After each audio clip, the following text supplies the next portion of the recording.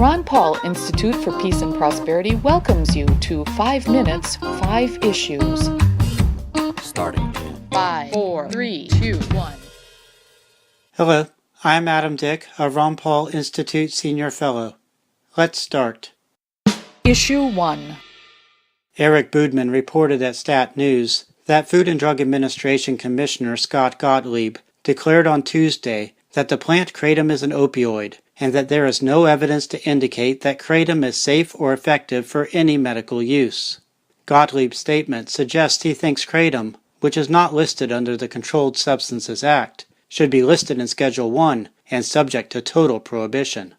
The Drug Enforcement Administration had planned to place kratom in Schedule 1 by the end of September of 2016.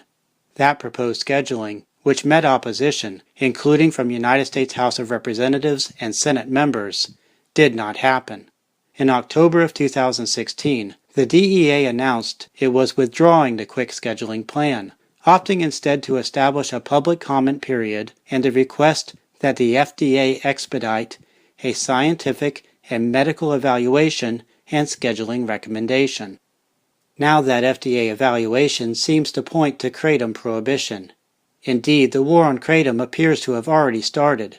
In November, the FDA commissioner was relating FDA seizures of kratom imports. Unless Congress or the President intercedes, expect a full-fledged war on kratom. Issue 2. Last month, Ron Paul Institute Advisory Board member Andrew Napolitano said in a Fox News interview that President Donald Trump should refuse to talk with Russiagate investigators. One reason Napolitano offered was that Trump, who tends to speak without word economy and in not the most respectful manner, may make a misstatement that could result in a charge for making a false statement. This month, former Vice President Joe Biden echoed Napolitano's advice and reasoning. Biden said, in an interview with host Chris Cuomo at CNN, that Trump has some difficulty with precision and that one of the things that I would worry about if I were his lawyer is him saying something that is just simply not true, without him even planning to be disingenuous. Issue 3.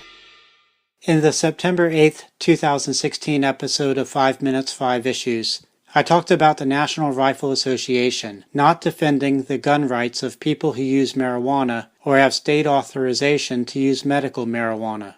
In explanation, I mentioned NRA Chief Executive Officer Wayne LaPierre's declaration.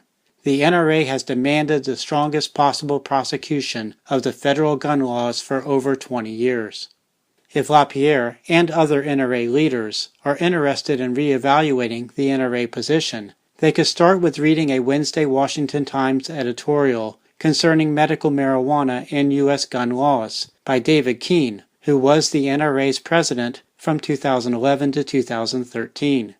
Writes Keene, "The refusal of the federal government to accede to the judgment of the states on the issue has created problems for tens or even hundreds of thousands of gun owners, who are being forced to either trade their Second Amendment rights for a chance to live pain-free or risk prosecution and imprisonment." Issue 4. Baynard Woods reported last week at The Real News regarding Tino Fuentes' effort to prevent overdoses by teaching people to test drugs for fentanyl.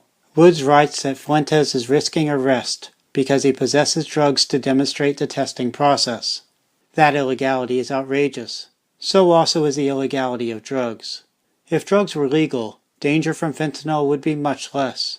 People could buy their drugs from stores that sell known branded products, offering predictable potency, just as people across America can now buy alcohol. Issue 5. In a December 31, 2016 interview with host Joshua Bennett at KFAR Radio in Fairbanks, Alaska, I predicted that, in order to achieve his desired spending increases, including for the military, President Donald Trump would compromise with Congress members, resulting in increasing spending across the board. That happened Friday, when Congress passed and Trump signed a huge deficit-boosting spending bill. Trump commented at Twitter that the bill is a big victory for our military, but includes much waste to gain Democrats' votes. That's a wrap. Transcripts of 5 Minutes, 5 Issues episodes including links to related information, are at the Ron Paul Institute blog.